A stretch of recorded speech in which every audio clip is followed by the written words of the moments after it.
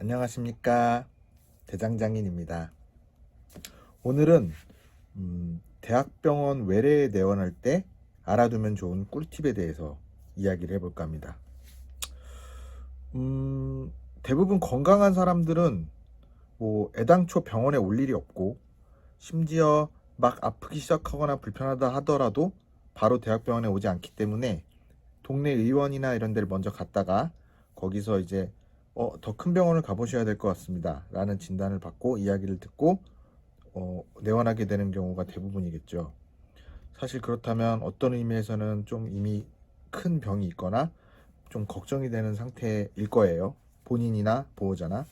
그런 또 불안한 마음을 가진 상태에서 대학병원이라는 곳을 처음 와서 잘 시스템도 모르고 여러 가지에 대해서 당황하거나 불편감을 느끼고 이러면 더더군다나 마음이 어렵고 곤란할 때가 많이 있을 겁니다. 그래서 대학병원 외래에 내원할 때 알아두면 좋은 꿀팁에 대해서 이야기를 해볼까 합니다. 첫 번째는 질문할 것을 적어 오셔야 됩니다. 내가 어떤 병인 것 같아서 큰 병원을 가보세요라는 이야기를 듣고 왔고, 그래서 막 뭐에 대해서 물어보려고 했지만 갑작스럽게 내 차례가 돼서 정작 의사 선생님 앞에 앉았을 때 머리가 새하얘지면서 무슨 말을 해야 될지 모르는 경우들이 생겨요. 그래서 나 그거 질문하려고 했는데 뭐였지 하다 보면, 아시다시피 우리나라 병원 의료 시스템상 오래 진료를 하기가 어렵기 때문에 한없이 기다려 드릴 수가 없고, 결국은 물어볼 게 있었는데 이러다가 뭐였더라 하다가 나가시게 됩니다. 그리고 웃긴 거는 집에 가는 길에 생각나죠. 그거였는데. 그래서 내원하기 전에 미리 중요한 질문들을 적어 주시는 게 바로 왔을 때 질문하실 수 있는, 안 까먹고 안 잊어버리고 질문할 수 있는 길입니다. 그래야 내가 궁금했던 그거를 물어보고 짧은 시간 안에 쉽지 않죠. 네, 그렇게 해드리려고 노력은 하고 있습니다.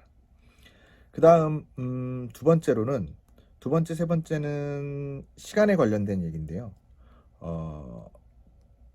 진료가 지연이 되는 경우가 굉장히 많습니다. 우선은 환자 수가 많고 한없이 환자를 받으기가 어려워서 짧은 시간에 여러 환자들이 들어와서 진료를 하게 되는데, 그러다 보니까 일부 시간이 오래 걸리는 환자들을 보게 될 경우 늦어지는 경우가 많습니다. 또 수술하는 의사들 같은 경우 갑작스러운 응급수술이 생긴다거나, 혹은 어떤 환자에 대해서 외래 내원 환자한테 시술을 해줘야 되면 그 시술을 하는 데에도 시간을 15분, 20분씩 뺏기는 경우들이 생기고요. 그렇게 되면 또 전반적으로 늦어질 수밖에 없죠. 그리고 제 앞에 영상들 보시면 알겠지만 새로 오시는 환자분들 신환이라고 하는데, 에게는 설명을 해드리고 해야 될 게 많습니다. 상대적으로. 그러다 보니 처음 오시는 분에 대해서 어느 정도 설명을 해드려야 돼서 더더군다나 시간이 또 좀 걸리는 경우들이 생기고요. 그러다 보면은 어느 정도 이렇게 뒤로 미뤄지는 경우들이 생기기 때문에 내 진료 시간에 맞춰서 기차나 버스 시간표를 예매하시면 당혹스러운 경우들을 겪으시는 경우가 생깁니다. 나 저기 버스 시간 다 됐는데 가야 되는데 했는데 아직 진료를 못 불렀다든지 이런 경우들도 생기거든요. 그래서 제가 볼 때는 내 진료 시간보다 최소 1시간 이상, 적어도 1시간 이상 뒤로 버스나 기차표를 예매하는 게 좋습니다. 아니, 그런 게 어딨어, 약속 시간을 지켜야지 라고 하실 수밖에 없겠지만, 그렇게 생기고 사고라는 것도 갑작스럽게 생기고 앰뷸런스 타고 가야 되는 일도 항상 어떤 사고는 갑자기 생기는 것처럼 병원 내에 있는 일들은 응급으로 생기는 일들이 갑작스럽게 생기는 경우들이 종종 있습니다.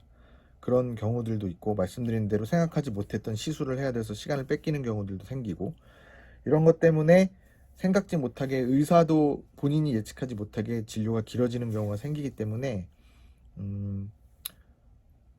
항상 그 뒤에 기차나 버스표를 최소 1시간 이상의 여유분을 두고 예약을 해주시는 게 좋습니다.